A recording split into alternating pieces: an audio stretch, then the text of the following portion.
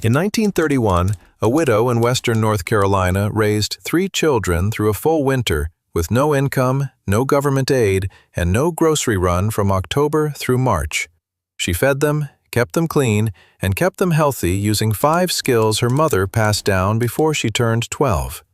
2 of those skills disappeared from USDA agricultural pamphlets within 20 years.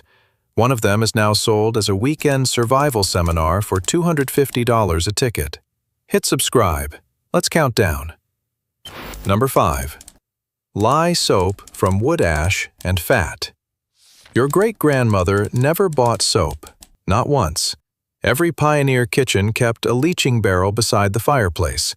Hardwood ash packed tight, holes drilled in the bottom, rainwater poured slowly from the top. What dripped out was lye water, potassium hydroxide, sharp and metallic smelling, strong enough to strip grease off cast iron on contact. You could smell it from the porch. That lye went into a cast iron kettle with rendered beef tallow and was stirred for hours over open flame until it thickened into rough, brown soap with a faint, smoky smell. One batch lasted a family 6 months. The ingredients cost nothing. Ash from the fire already burning for heat, fat from the animal already butchered for meat. The chemistry is called saponification. Lye breaks fat molecules apart and reassembles them into surfactants that lift and trap dirt. That's the exact same reaction in every commercial soap bar, just without the fragrance, the packaging, and the $5 price tag. By 1920, Procter & Gamble was the largest advertiser in America. They weren't selling soap. They were selling the idea that homemade soap was primitive and factory bars were superior.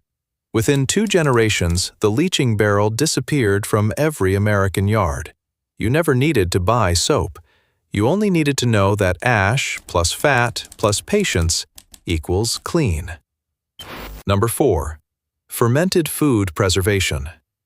Before mason jars, before freezers, before refrigerated shipping, there were stone crocks.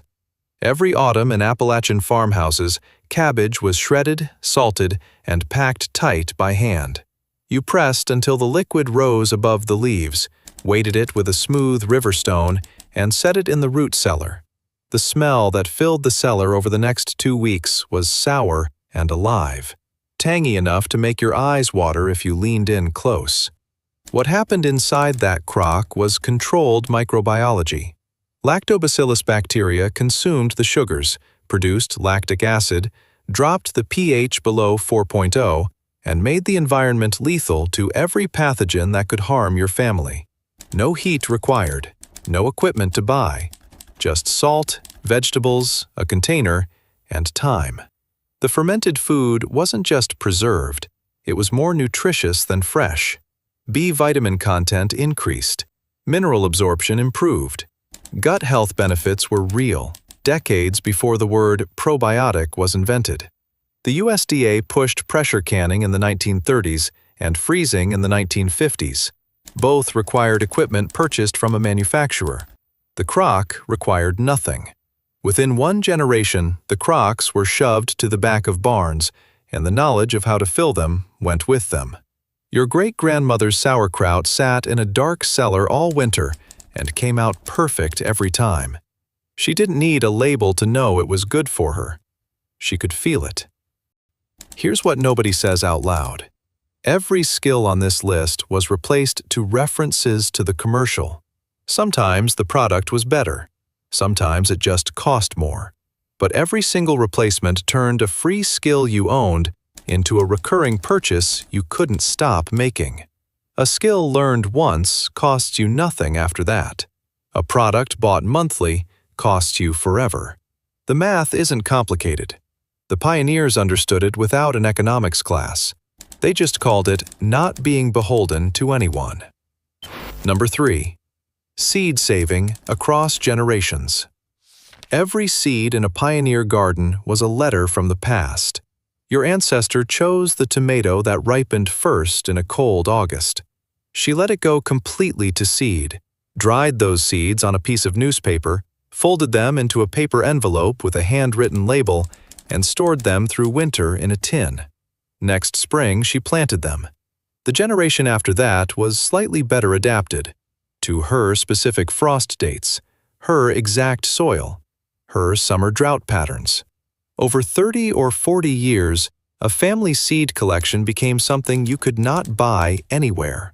A living archive of locally tuned varieties that outperformed any commercial seed on that particular piece of land. From 1862 through 1924, the USDA distributed free, open-pollinated seeds directly to American farmers by mail. Commercial seed companies lobbied Congress to end the program. Hybrid seeds, which don't reliably reproduce true from saved seed, replaced open-pollinated varieties by mid-century. Farmers who had saved their own seed for 3 generations suddenly needed new packets every spring. Today, 4 companies control more than 60% of the global seed supply. Your ancestor controlled 100% of hers. The method never required anything complicated. Let the best plant go to seed. Save it. Plant it next year. Repeat until the land itself knows what grows there. That cycle was broken deliberately. Most Americans have no idea it ever existed. Number 2. Charcoal water filtration. Clean water was never a given on the frontier. A stream that looked clear could carry dysentery. A well dug too close to the outhouse could kill a child in a week. Pioneers learned from indigenous neighbors and from bitter trial that water passed through layers of crushed charcoal, sand, and gravel came out visibly cleaner and dramatically safer to drink. They burned hardwood down to charcoal, crushed it with a hammer, and layered it inside a hollowed log or a barrel with a spigot at the bottom. Gravel on the bottom, sand in the middle, charcoal on top.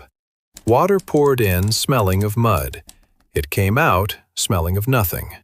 Activated carbon doesn't just filter mechanically, it absorbs organic compounds, sediment, and many pathogens at the molecular level. That's the exact principle behind every Brita filter and every municipal water treatment plant in the country. The pioneer version cost nothing to build and could be rebuilt anywhere there were trees and a fire. The modern version requires cartridges replaced every 2 months. Your great-grandfather filtered water with a log. His grandchildren pay a water utility every month without knowing his name, let alone his method. Number 1. The complete closed-loop homestead. Here's what every entry on this list is actually pointing toward. No single skill was the secret. The secret was that all of them worked together as one system. The fire that heated the cabin produced ash for soap, fertilizer, and pest control. The animal that gave meat gave fat for soap, bones for broth, and hide for leather. The garden that fed the family produced seeds for next year and scraps for vinegar. The spring cooled the spring house. Every output looped back as an input for something else. Nothing was wasted because nothing could be wasted. Your ancestors ran a household the way an ecosystem runs, closed loop, self-sustaining, nothing flowing out that didn't eventually flow back in. We run ours like vending machines. Everything moves in one direction, from store to house to landfill, and money leaves at every step. The government didn't ban these skills. It built an economy where buying was faster and easier than learning, and the learning faded on its own within 3 generations.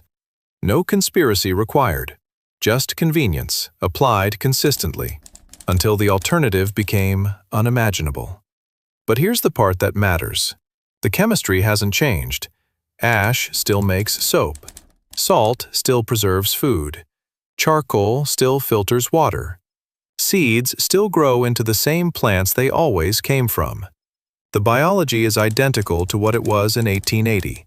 The only thing that changed is whether anyone remembers how to use it. Pick one thing from this list. 1. Make a batch of fermented vegetables. Save seeds from your best tomato plant this fall. Build a charcoal filter in your backyard and run creek water through it. Then come back and drop it in the comments, because your great-grandmother wasn't being old-fashioned.